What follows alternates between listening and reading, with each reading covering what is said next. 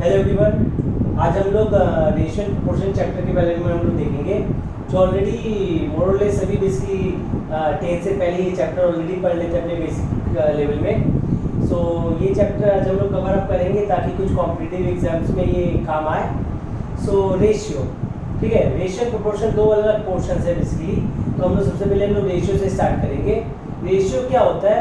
Ratio जो होता है ये बेसिकली एक तरह का कंपेरिजन है, ठीक है। रेशियो जो होता है ये दो क्वांटिटीज, दो सिमिलर क्वांटिटीज को कंपेयर करने के काम में आता है, ठीक है ना। और उन दोनों सिमिलर क्वांटिटी का जो यूनिट है वो यूनिट बेसिकली हमेशा सेम होना चाहिए, ठीक है ना। सो रेशियो जो है ये बेसिकली एक तरह का कंपेरिजन है जो सिर्फ ये कंपेयर करता है कि एक क्वांटिटी जो है, एक नंबर जो है वो दूसरे नंबर से कितना ज़्यादा बड़ा या कितना ज़्यादा उससे छोटा है, ठीक है। तो बेसिकली सिंपली एक तरह का कंपेरिजन है of two similar quantities having same unit, ठीक है ना। जैसे फॉर एग्जांपल हम हमेशा वेट का साथ ही रेशियो निकाल सकते हैं और दोनों वेट्स का सेम रेशियो होना चाहिए, ठीक है ना। या तो दोनों केजी में या दोनों ग्राम में या फिर किसी और यूनिट में भी, लेकिन दोनों का यूनिट बेसिकली सेम होना चाहिए। सिमिलरली अगर हम लोग दो लेंथ का रेशियो निकाल सकते हैं, ठीक है ना, दोनों लेंथ का यूनिट सेम होना चाहिए। जैसे फॉर एग्जांपल हम लोग को दो स्केल दिया हुआ है, फर्स्ट स्केल का जो लेंथ है वो 15 मीटर है, दूसरे स्केल का जो लेंथ है वो सपोज 30 मीटर है, ठीक है ना। तो दोनों को आप लोग रेशियो निकाल सकते हैं, दोनों को डिवाइड करके, ठीक है। तो रेशियो जो होता है वो हमेशा दो सिमिलर क्वांटिटी का निकाला जाता है और उन दोनों क्वांटिटी का जो यूनिट है वो दोनों क्वांटिटी का यूनिट बेसिकली सेम होना चाहिए, ठीक है ना। हम लोग कभी भी हाइट का वेट के साथ रेशियो नहीं निकाल सकते हैं, ठीक है ना। दो सिमिलर क्वांटिटीज का ही रेशियो निकलेगा, हाइट का हाइट के साथ ही निकलेगा, वेट का वेट के साथ, लेंथ का लेंथ के साथ, ठीक है ना। दो सिमिलर क्वांटिटीज का ही हमेशा रेशियो निकलता है और वो भी दोनों का सेम यूनिट होना चाहिए। अगर दोनों का सेम यूनिट नहीं दिया हुआ है तो हम लोग वेरियस कन्वर्जन रूल यूज करके हम लोग एक यूनिट से दूसरे यूनिट में हम लोग कन्वर्ट कर सकते हैं। जैसे से सपोज हम लोग को एक स्केल का जो लेंथ है वो बोला है कि वो 1 मीटर है और दूसरे स्केल का जो लेंथ है वो सपोज हम लोग को बोला है कि वो 15 सेंटीमीटर है, ठीक है ना।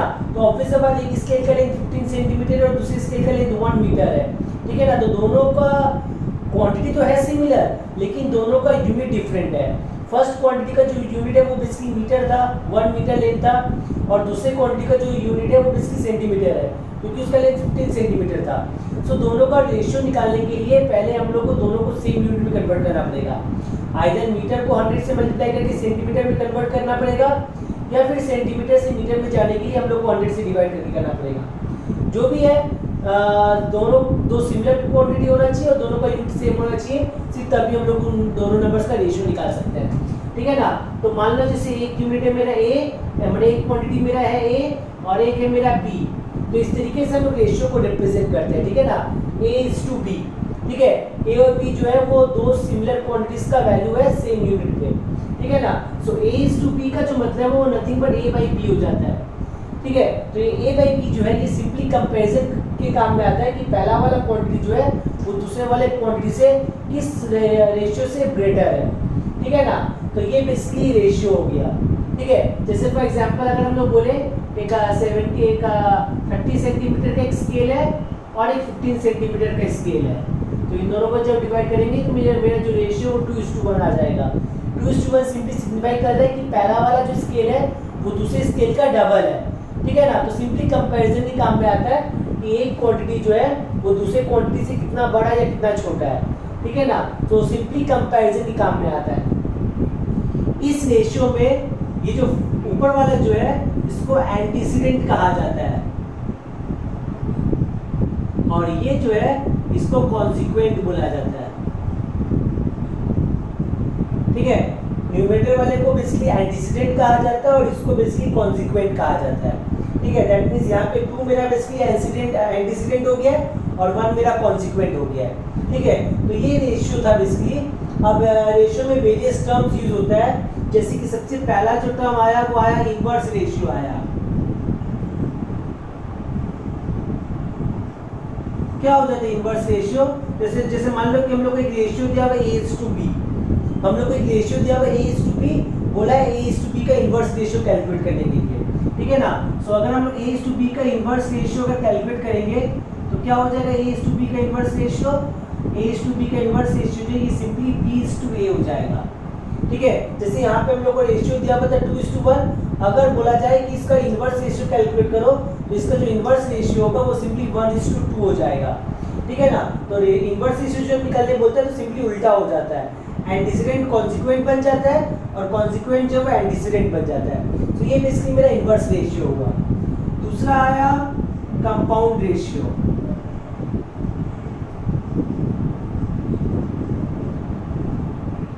कंपाउंड रेशियो क्या हो जाएगा? कंपाउंड रेशियो हमेशा दो या दो से ज्यादा रेशियोज का निकालने के लिए बोलेगा, ठीक है। जैसे मान लो कि हम लोग दो रेशियो का ही केस लेके चलते हैं, हम लोग को दो रेशियो दिया हुआ है, एक है A:B और एक है C:D। हम लोग को बोला इन दोनों रेशियोज का कंपाउंडेड रेशियो कैलकुलेट करने के लिए, ठीक है ना। तो इन दोनों का कंपाउंड रेशियो जो होगा वो सिंपली क्या हो जाएगा? एंटीसीडेंट एंटीसीडेंट मल्टीप्लाई हो जाएगा, कॉन्सिक्वेंट कॉन्सिक्वेंट मल्टीप्लाई हो जाएगा। दैट मींस क्या आ जाएगा? ये सिंपली हो जाएगा AC:BD, ऐसा ही आ जाएगा, ठीक है ना। तो जब भी कंपाउंड रेशियो निकालने के लिए बोलेगा हम सिंपली क्या करेंगे? हम सिंपली दोनों रेशियोज को मल्टीप्लाई कर देंगे। यहाँ पे दो रेशियो का केस है इसलिए हम लोग सिर्फ दो ही रेशियो ले रहे हैं, दो से ज्यादा रेशियो भी दे सकता है। जैसे सपोज अगर हम लोग को बोलते हैं A:B, C:D और E:F, इन तीनों का कंपाउंड रेशियो कैलकुलेट करो, ठीक है ना। अगर 3 दे देगा तो तीसरा वाला भी मल्टीप्लाई हो जाएगा, ठीक है। तो दैट मींस क्या आ जाएगा? ये सिंपली हो जाएगा ACE/BDF, ठीक है ना। सो दैट मींस ये सिंपली हो गया ACE:BDF, ठीक है। तो देख सकते हैं कि कंपाउंड रेशियो कैलकुलेट करने के लिए एंटीसीडेंट वाला सारा टर्म्स मेरा मल्टीप्लाई अप हो गया और कॉन्सिक्वेंट वाला सारा टर्म्स मल्टीप्लाई अप हो गया। तो इस तरीके से हम लोग को कंपाउंड रेशियो मिल जाता है। एंटीसीडेंट वाले सारे टर्म्स को लोग मल्टीप्लाई कर देंगे और कॉन्सिक्वेंट वाले सारे टर्म्स को भी मल्टीप्लाई कर देंगे। मल्टीप्लाई करके जो मेरा जो रेशियो आएगा फाइनली वो मेरा कंपाउंड रेशियो कहलाएगा। Compound ratio of this three ratios, ठीक है ना, ऐसा ही कहलाता है। इन तीनों रेशियोज का कंपाउंड रेशियो ये हो जाएगा। दो भी दे सकता है, दो से ज्यादा भी दे सकता है, सवाल सवाल पे डिपेंड करता है। तो ये मेरा बेसिकली कंपाउंड रेशियो हो गया। तीसरा आ जाएगा डुप्लीकेट रेशियो।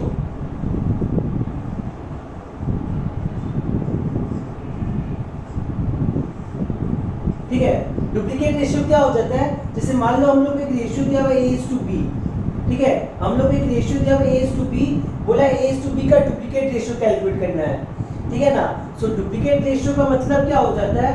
डुप्लीकेट रेशियो का सिंपली मतलब हो जाता है कि रेशियो का स्क्वायर हो जाएगा, ठीक है। जैसे अगर हम लोग A:B का डुप्लीकेट रेशियो को कैलकुलेट करना है तो A:B का जो डुप्लीकेट रेशियो है वो सिंपली A²:B² हो जाएगा, सिंपली स्क्वायर हो जाता है, ठीक है ना।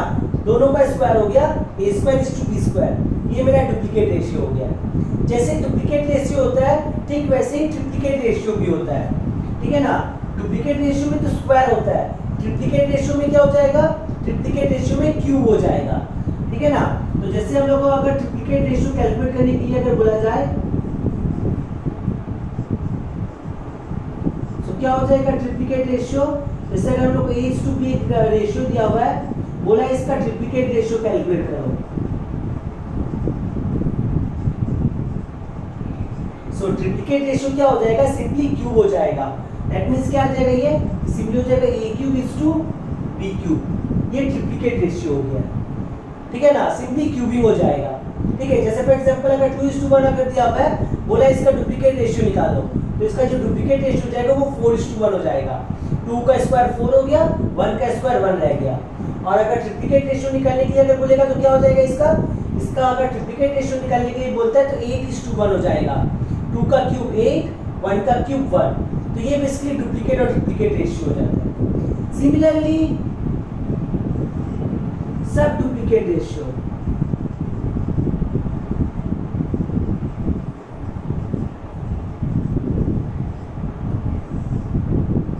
ठीक है। डुप्लीकेट रेशियो में स्क्वायर होता है, सब डुप्लीकेट रेशियो में क्या हो जाएगा? स्क्वायर रूट हो जाएगा, ठीक है ना। यानी कि अगर हम लोग को A:B का सब डुप्लीकेट रेशियो अगर निकालना है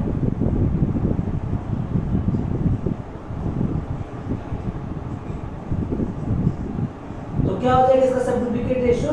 सिंपली √A:√B, ये इसका सब डुप्लीकेट रेशियो हो जाएगा, स्क्वायर रूट खाली करना है।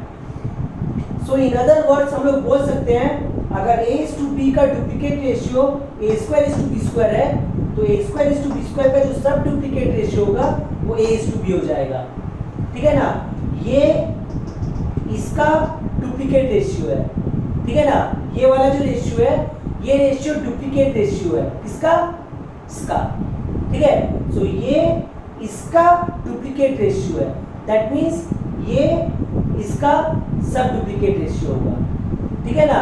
ए square is to B square का अगर हमको सब डुप्लीकेट रेशियो निकालने के लिए बोले तो क्या करेंगे, ए स्क्वायर का स्क्वायर रूट करेंगे तो ए आ जाएगा और बी स्क्वायर का भी स्क्वायर रूट करेंगे तो बी आ जाएगा, that means A is to B जो है वो A square is to B square का सब डुप्लीकेट रेशियो हो जाता है, ठीक है ना। तो सब डुप्लीकेट रेशियो करने के लिए हम लोग को स्क्वायर रूट करना पड़ता है।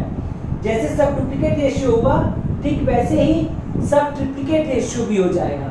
जैसे ट्रिप्लिकेट रेशियो में तो क्यूब करते हैं, सब ट्रिप्लिकेट रेशियो में क्या हो जाएगा, क्यूब रूट हो जाएगा।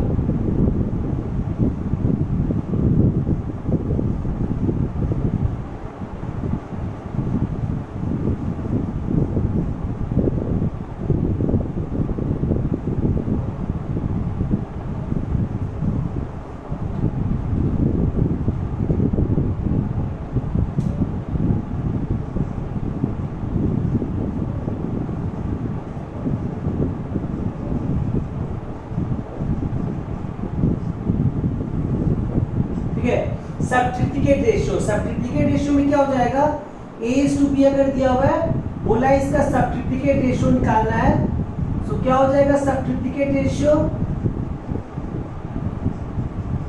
इसका जो सब ट्रिप्लिकेट रेशियो वो सिंपली क्यूब रूट हो जाएगा, ठीक है ना।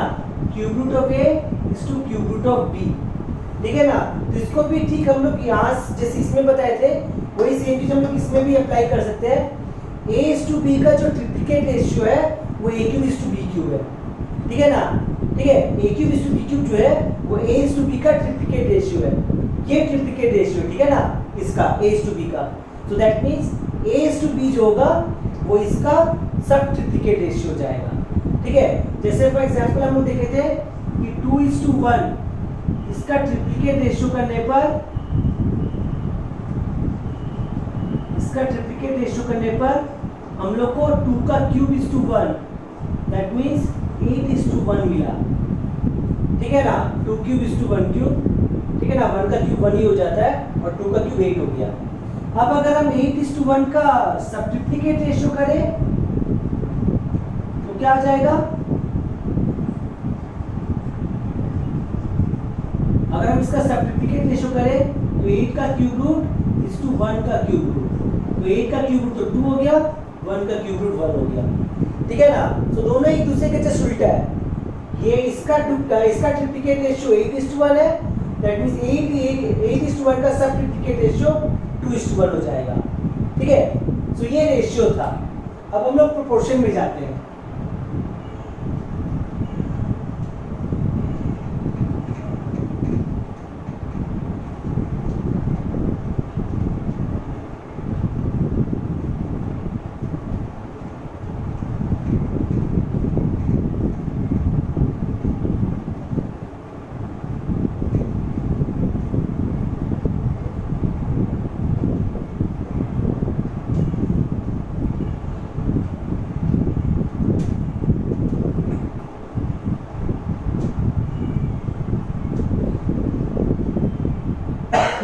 सॉरी,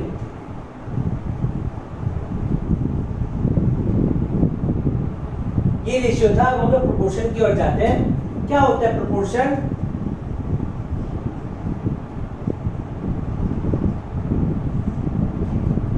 मान लो हम लोग को दो रेशियोज दिया हुआ है, एक है a is to b और एक है c is to d, ठीक है। मान लो हम लोग को दो रेशियोज दिया हुआ है, एक है a is to b और एक है c is to d। अगर ये दोनों रेशियोज इक्वल अगर हो तब हम लोग बोलेंगे कि ये चारों नंबर्स प्रोपोर्शन में है, ठीक है ना। a is to a b c d, ठीक है ना, चार नंबर से यहाँ पर देख सकते हैं, चार नंबर से a b c d, ठीक है ना। a b c d, ठीक है ना, are said to be in proportion, are said to be in proportion if a by b is equal to c by d, ठीक है ना। ये दोनों रेशियोज जब इक्वल होगा तब हम लोग बोलेंगे कि चारों नंबर्स प्रोपोर्शन में है, ठीक है ना। a by b is equal to c by d, ठीक है, that means a is to b is equal to c is to d, ठीक है। दोनों रेशियो जब इक्वल होगा तब हम लोग बोलेंगे कि चारों नंबर्स प्रोपोर्शन में है, ठीक है ना। तब हम लोग इन चारों नंबर्स को कैसे रिप्रेजेंट करेंगे, प्रोपोर्शनैलिटी को इस तरीके से रिप्रेजेंट किया जाता है, ठीक है ना। ये प्रोपोर्शनैलिटी का साइन है, ठीक है ना। डबल कोलन जो है ये बेसिकली प्रोपोर्शनैलिटी का साइन है, क्लियर। इसका मतलब कि a is to b जो है वो c is to d के इक्वल है, that means a b c d are in proportion, ठीक है ना। जब दोनों रेशियोज इक्वल होगा a by b is equal to c by d जब होगा तब हम लोग बोलेंगे कि चारों नंबर्स प्रोपोर्शन में है, ठीक है ना। तो उनको हम लोग ऐसे रिप्रेजेंट करते हैं, ठीक है ना। ये सर्कल नहीं है, ये सर्कल तो हम सिर्फ हाईलाइट करने के लिए किए है, ठीक है ना। एक्चुअली में सिर्फ ऐसा रहेगा a is to b is in proportion with c is to d, ऐसे हम लोग बोलेंगे, ठीक है ना। ये दोनों रेशियो जब इक्वल होगा तब हम लोग बोलेंगे कि चारों नंबर्स प्रोपोर्शन में, ठीक है ना। यहाँ पे a को फर्स्ट प्रोपोर्शनल बोला जाएगा, b को सेकंड प्रोपोर्शनल टर्म, c को थर्ड और d को फोर्थ, ठीक है ना। ऐसे बोला जाएगा, क्लियर। जैसे क्वेश्चन पे कभी भी अगर दे दे, ठीक है ना, फाइंड द फोर्थ प्रोपोर्शनल या फिर फाइंड द थर्ड प्रोपोर्शनल, तो सबसे हम लोग कैलकुलेट करेंगे, ठीक है ना। हम लोग को कोई 3 दे देगा और हम लोग को चौथा निकालने के लिए बोलेगा, ठीक है ना। तो कैसे निकालेंगे, सिंपली ये वाला रिलेशनशिप यूज करेंगे। जैसे मान लो कि हम लोग a b d दे दिया है, बोला है फाइंड द थर्ड प्रोपोर्शनल, ठीक है ना। फाइंड द थर्ड प्रोपोर्शनल बोला, तो सिंपली हम लोग क्या करेंगे, हम लोग यहाँ पे c लिख के चलेंगे थर्ड प्रोपोर्शनल को, ठीक है ना। ये फर्स्ट प्रोपोर्शनल, ये सेकंड प्रोपोर्शनल, ये थर्ड प्रोपोर्शनल और ये फोर्थ प्रोपोर्शनल, ठीक है ना। First second third fourth, clear. ऐसे याद रखना है, ये नहीं कि ये फर्स्ट, ये सेकंड, ये थर्ड, ये फोर्थ, गलत हो जाएगा। ये फर्स्ट, ये सेकंड, ये थर्ड और ये फोर्थ, ठीक है ना। ये फर्स्ट, ये सेकंड, ये थर्ड, ये फोर्थ, ऐसे बेसिकली होता है ये, क्लियर। हालांकि अगर हम इनको इंटरचेंज करें तो उससे आंसर भी कोई फर्क नहीं पड़ेगा, ठीक है। इंटरचेंज भले भी कर दे तब भी कोई फर्क नहीं पड़ेगा, पता है। लेकिन फिर भी ये याद रखना है कि ये मेरा सेकंड प्रोपोर्शनल कहलाएगा, ये थर्ड प्रोपोर्शनल और ये फोर्थ प्रोपोर्शनल, ठीक है ना। So a by b is equal to c by d, ऐसा ही होता है। सो अगर हम लोग क्रॉस मल्टीप्लाई कर दें तो क्या आ जाएगा, क्रॉस मल्टीप्लाई करने पर a into d is equal to b into c, ऐसे ही आ जाएगा। So that means product of extremes, product of extremes is equal to product of means. बहुत इंपॉर्टेंट प्रॉपर्टी है, ठीक है ना। Product of extremes is equal to product of means. Extremes मतलब देख सकते हैं ए और डी मेरे एक्सट्रीम टर्म्स है, एकदम फर्स्ट और एकदम लास्ट में, इसलिए प्रोडक्ट ऑफ एक्सट्रीम्स लिखे हैं, माने ए और डी का प्रोडक्ट, माने ये लास्ट वाला टर्म और ये लास्ट वाला term is equal to product of means, मतलब बीच का टर्म का प्रोडक्ट, ठीक है ना। ये एक बहुत इंपॉर्टेंट प्रॉपर्टी है जो काम में आएगा कोई प्रोपोर्शनल कैलकुलेट करने के लिए, ठीक है ना। जैसे मान लो कि अगर हम लोग को इन चार में से कोई भी 3 दे दिया, ठीक है, a c d का वैल्यू दे दिया, बोला find the second proportional, second proportional मतलब b, ठीक है ना। तो हम लोग क्या करेंगे, ये इस फॉर्मूला में बैठाएंगे हम लोग ad इक्वल टू bc, यहाँ पे हम लोग a d और c का वैल्यू बैठा के हम लोग b आराम से कैलकुलेट कर सकते हैं। ये प्रोपोर्शन का बहुत इंपॉर्टेंट प्रॉपर्टी है कि product of extremes is equal to product of means हो जाता है, क्लियर।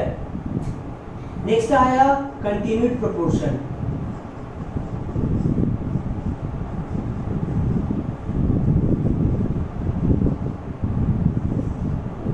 कंटिन्यूड प्रोपोर्शन क्या हो जाता है, ए बी सी, इसमें से 3 ही नंबर्स रहेगा, जैसे यहाँ पे 4 था ए बी सी डी, यहाँ पे सिर्फ 3 ही है। A B c are said to be in continued proportion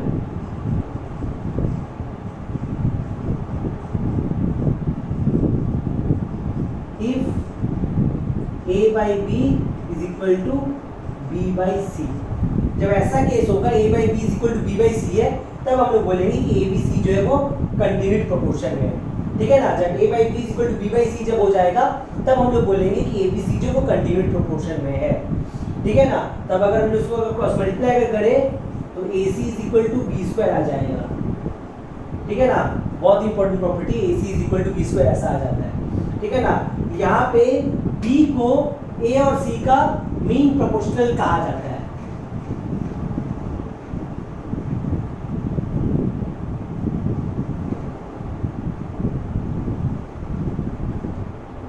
ठीक है ना, इस कंटिन्यूड प्रोपोर्शन में बी को ए और सी का मीन प्रोपोर्शनल कहा जाता है।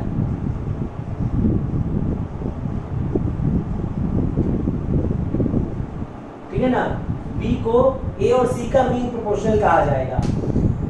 हालांकि मेजॉरिटी केस में कंटिन्यूड प्रोपोर्शन में है ऐसे मेंशन कर ही देगा, लेकिन मान लो कि किसी सवाल में हमको सिर्फ 2 वैल्यू दिया हुआ है और हम लोग को थर्ड वैल्यू कैलकुलेट करने के लिए बोले। जैसे मान लो कि हमको बोल दे कि हमको फर्स्ट प्रोपोर्शन दे दिया, सेकंड प्रोपोर्शन दे दिया, बोला फाइंड द थर्ड प्रोपोर्शनल। ठीक है ना, ऐसा क्वेश्चन में दे दिया है, मेंशन नहीं किया कि वो कंटिन्यूड प्रोपोर्शन में। अगर मेंशन कर दिया तो well and fine, first proportional, second proportional और ये मेरा थर्ड प्रोपोर्शनल। सेकंड प्रोपोर्शनल को ही हम लोग mean proportional of A and C बोलते हैं। इसमें सिर्फ 3 ही है। ठीक है ना, इसमें उसमें जैसे फर्स्ट सेकंड थर्ड फोर्थ था, इसमें फर्स्ट सेकंड थर्ड सिर्फ होगा। ठीक है ना, सेकंड प्रोपोर्शनल ही मेरा मीन प्रोपोर्शनल कहलाएगा। ठीक है ना, mean proportional of A and C. तो अगर क्वेश्चन में कंटिन्यूड प्रोपोर्शन का मेंशन कर दे तो वेल एंड फाइन, कोई दिक्कत का बात नहीं है। लेकिन इन केस अगर किसी क्वेश्चन में सिंपली प्रोपोर्शन बोला है लेकिन हमको सिर्फ कोई 2 दिया हुआ है, जैसे ए और बी दे दिया, हमको बोला है फाइंड द थर्ड प्रोपोर्शनल, तो हम लोग एज्यूम करके चलेंगे कि ये कंटिन्यूड प्रोपोर्शन का केस है और वहां पे हम लोग इस रिलेशन में ए और बी का वैल्यू पुट करके हम लोग सी कैलकुलेट कर देंगे। ठीक है ना, तो ऐसा मेरा बेसिकली कंटिन्यूड प्रोपोर्शन केस हो जाएगा। ठीक है ना, so A B C are said to be in continued proportion if a by b is equal to b by c। so अगर हम लोग क्रॉस मल्टीप्लाई करें, c इधर गया b इधर गया, ये a into c ac हो जाएगा और ये b into b b square हो जाएगा। तो ये एक मेरा ऐसा रिलेशन आ गया कंटिन्यूड प्रोपोर्शन के साथ। अब इसका कुछ प्रॉपर्टीज हो जाता है प्रोपोर्शन का।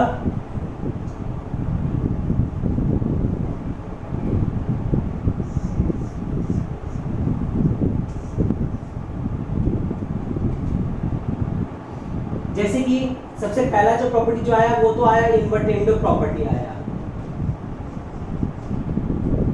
इन्वर्टेंडो प्रॉपर्टी क्या है? इन्वर्टेंडो प्रॉपर्टी, इन्वर्टेंडो प्रॉपर्टी के अनुसार अगर a is to b is in proportion with c is to d अगर है, ठीक है ना, अगर a is to b is in proportion with c is to d अगर है, that means अगर a by b is equal to c by d है, तब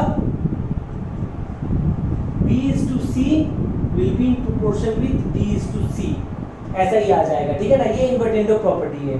जस्ट दोनों का इन्वर्स रेशियो हो गया।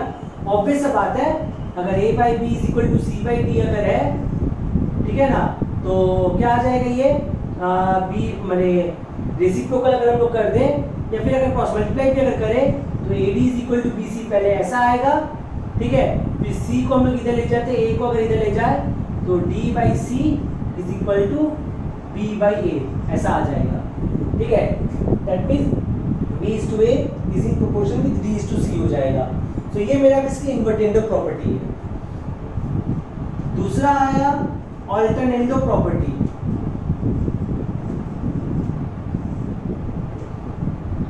क्या है ऑल्टरनेंडो property?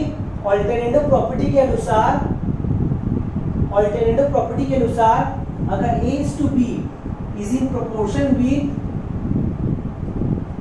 c is to d अगर है, ठीक है, अगर a is to b is in proportion with c is to d अगर है, तो फिर a is to c will be in proportion with b is to d, ऐसा ही हो जाएगा। जो कि हम ऑलरेडी बताए थे कि अगर हम भले हम सेकेंड प्रोपोर्शनल और थर्ड प्रोपोर्शनल को इंटरचेंज कर दे, आंसर मेरा करेक्ट आएगा, वो कोई दिक्कत का बात नहीं है। फिर भी ध्यान में रखना पड़ेगा कि ये मेरा सेकेंड प्रोपोर्शनल और ये मेरा थर्ड प्रोपोर्शनल है। हालांकि आंसर सेम आएगा अगर निकालने के लिए अगर बोलेगा तो वो अल्टरनेटिव प्रॉपर्टी के कारण ही हो रहा है कि अगर a is to b is in proportion with c is to d अगर है तो a is to c will be in proportion with b is to d। ऐसा क्यों हो रहा है? क्योंकि देखो a is to b is in proportion with c is to d बोला ऑलरेडी क्वेश्चन में, that means a by b is equal to c by d। तो अगर हम इस c को इधर ले जाए और इस b को अगर हम इधर ले जाए, ठीक है ना, c को अगर हम इधर ले आए और b को अगर हम उधर ले जाए तो क्या आ जाएगा? ये तो हो जाएगा ना, a by c is equal to b by d, that means a is to c is in proportion with b is to d। तो ये मेरा ऑल्टरनेटिव प्रॉपर्टी हो गया। क्लियर? तीसरा आया एडिंडो प्रॉपर्टी।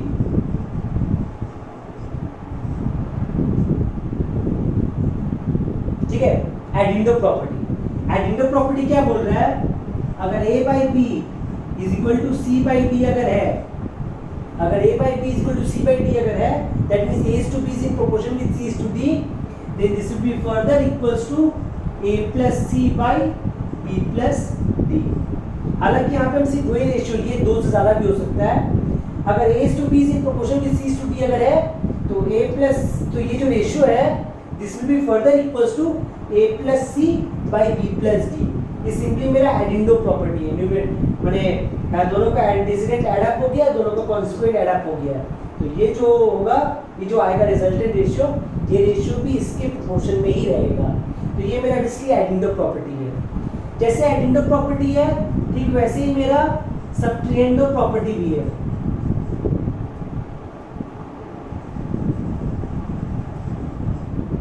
इसमें क्या हो जाता है, अगर a by b is equal to c by d अगर है, ठीक है ना, अगर a by b is equal to c by d अगर है, then this ratio will be further equals to a minus c by b minus d।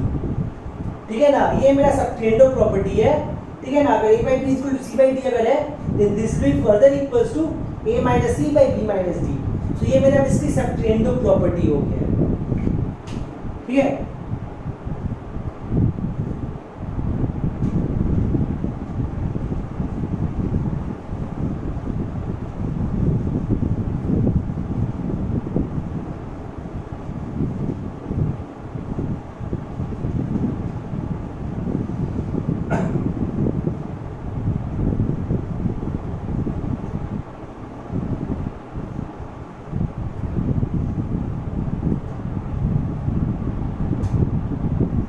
Next आया componendo property.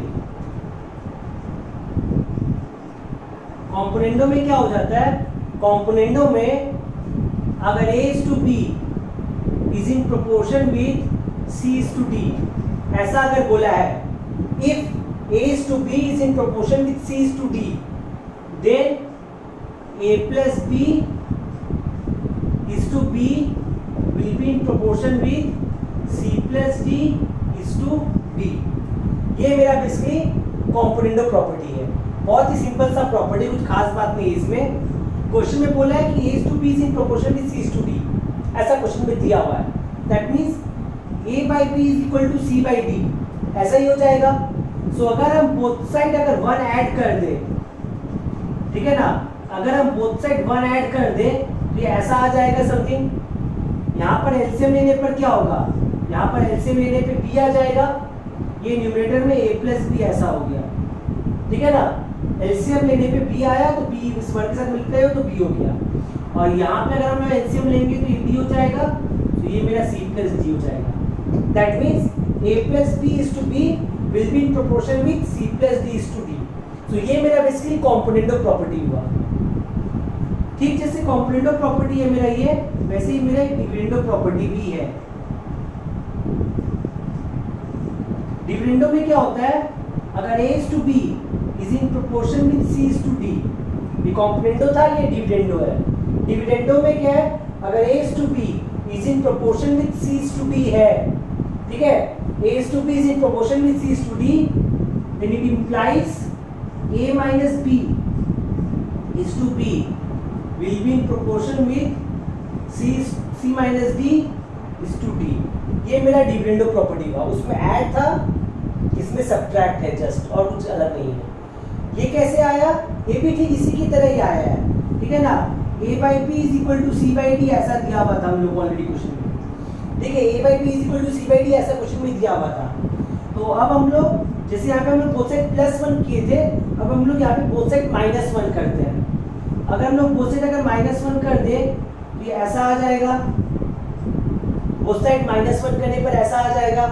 सो LCM लेने पे क्या हो गया, एलसीएम लेने पे b आ गया, ये a माइनस b हो गया, और इधर एलसीएम लेने पे ये d आया, ये c माइनस d हो गया। So that means a minus b is to b will be in proportion with c minus d is to d। So ये मेरा बेसिकली डिविडेंडो प्रॉपर्टी हो गया। लास्ट जो प्रॉपर्टी इसमें आता है वो है कॉम्पोनेंडो एंड डिविडेंडो, जो दोनों का बेसिकली मिक्सचर है।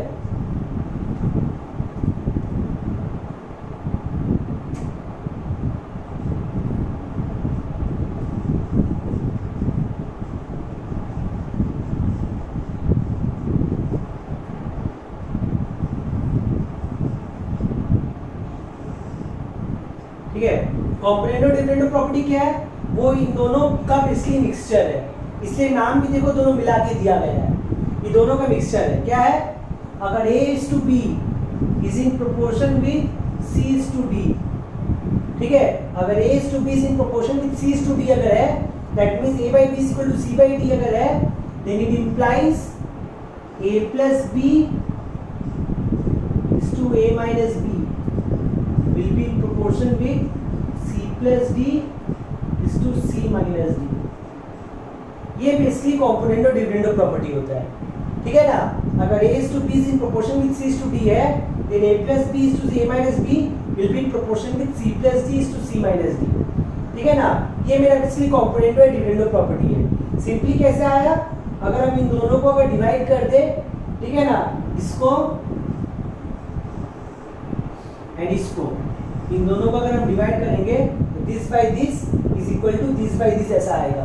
सो d का d यहाँ पे b भी कैंसिल आउट हो जाएगा, यहाँ पे dd कैंसिल आउट हो जाएगा, कैंसिल आउट होकर मेरा सिंपली आ जाएगा a plus b by a minus b is equal to c plus d by c minus d।